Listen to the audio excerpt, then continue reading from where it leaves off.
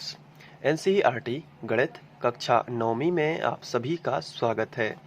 आज हम करेंगे प्रश्नावली 4.2। तो आइए इसका पहला प्रश्न पढ़ लेते हैं। इसमें दिया है निम्नलिखित विकल्पों में से कौन सा विकल्प सत्य है और क्यों। तो ये ऑब्जेक्टिव टाइप क्वेश्चन तो है, लेकिन ये समझने में भी उतना ही महत्वपूर्ण है, क्योंकि आप इसको समझ लोगे तो इसी तरीके के सभी प्रश्न आप कर पाओगे। तो आइए हमें देख लेते हैं कि क्या दिया गया है। इसमें हमें एक समीकरण दिया गया है और हमसे पूछा गया है कि क्या एक अद्वितीय हल है इसका, या केवल दो ही हल है, या अपरिमित रूप से अनेक हल हैं। तो इस समीकरण में हमें ये बताना है अद्वितीय हल। तो पहली बात तो ये हो जाती है कि हमें यही नहीं पता होगा कि अद्वितीय हल क्या होता है, केवल दो हल क्या होते हैं, या अनेक हल क्या होते हैं। तो हम कैसे इनमें टिक लगा सकते हैं या सही बोल सकते हैं कि कौन सा सही है। तो अद्वितीय हल का मतलब होता है अद्वितीय, यानी दूसरा नहीं।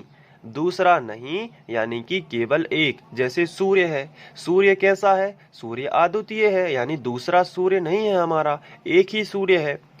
तो इसे ही हम बोलते हैं अद्वितीय, यानी कि दूसरा नहीं।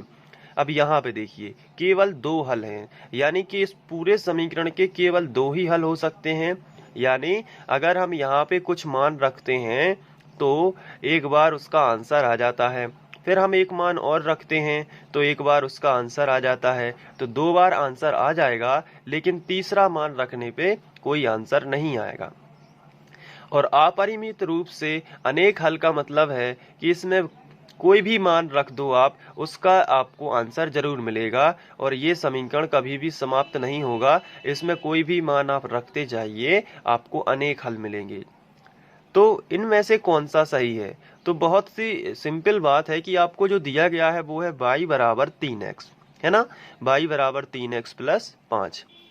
तो आप यहाँ पे x का मान यदि 1 रखते हो, पहले तो यदि आप 0 रखते हो, फिर यदि आप 1 रखते हो, 2 रखते हो, 3, 4, इस तरीके से चेक करते हैं। जैसे आपने 0 रखा x की जगह पर, तो y बराबर 3 और x की जगह आपने कोष्टक में रख दिया 0 प्लस 5।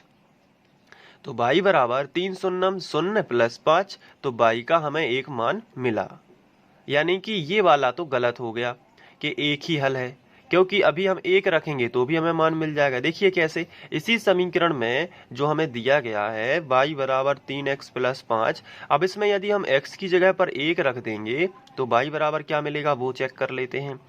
3 x की जगह पर हमने एक रखा प्लस 5, तो अब इसका गुणा होगा कोष्टक वाली संख्या का। तो 3 एकम 3 प्लस 5 और 5 और 3 जोड़ दिया तो कितना हो गया 8। तो y का मान हमें 8 मिला। तो इसके हमें दो हल तो मिल चुके हैं कि y बराबर हमें 5 भी मिलता है अगर हम 0 रखते हैं, और y बराबर हमें 8 भी मिलता है। तो ये तो गलत हो गया कि अद्वितीय हल होगा। दो हल, अद्वितीय का मतलब केवल एक ही हल होगा, ऐसा नहीं है। समीकरण कहता है कि आप जो भी मान रखोगे, आप x का कोई भी मान रखोगे, आपको एक y का मान मिलेगा। तो केवल दो हल भी नहीं हो सकते, क्योंकि हम एक रखेंगे तो भी हमें कुछ मान देगा y, अगर हम x की जगह पर 0 रखेंगे तो भी हमें कुछ मान मिलेगा। इसी तरीके से दो रखेंगे तो भी हमें y का कुछ मान मिलेगा। जैसे हम चेक कर लेते हैं, y बराबर हमें 3x प्लस 5 दिया है, तो अगर हम x की जगह पर यदि हम 2 रख देते हैं, जैसे कि हम y बराबर 3x की जगह पर हमने 2 रख दिया प्लस 5 कर दिया, तो y बराबर 3 दूनी 6 प्लस 5, तो 6 और 5 कितने होंगे 11। तो अब यहाँ पे ये समीकरण सीधी सी बात हमसे ये कहता है कि आप x की जगह पर कुछ भी रखो, इन मानों में से कुछ भी रखते जाओ, आपको y का मान मिलेगा। चाहे आप माइनस के मान रखो तो भी आपको y का मान मिलेगा, यानी कि इसके अनेक हल होंगे। तो इसका तीसरा सही हो जाएगा, इसमें कोई भी दिक्कत वाली बात नहीं है।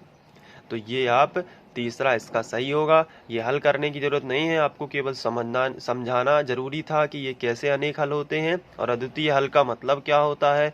दो हल का मतलब होता है इसमें केवल दो ही हल संभव हो, बाकी ना हो, तो वो भी इसमें बात नहीं है।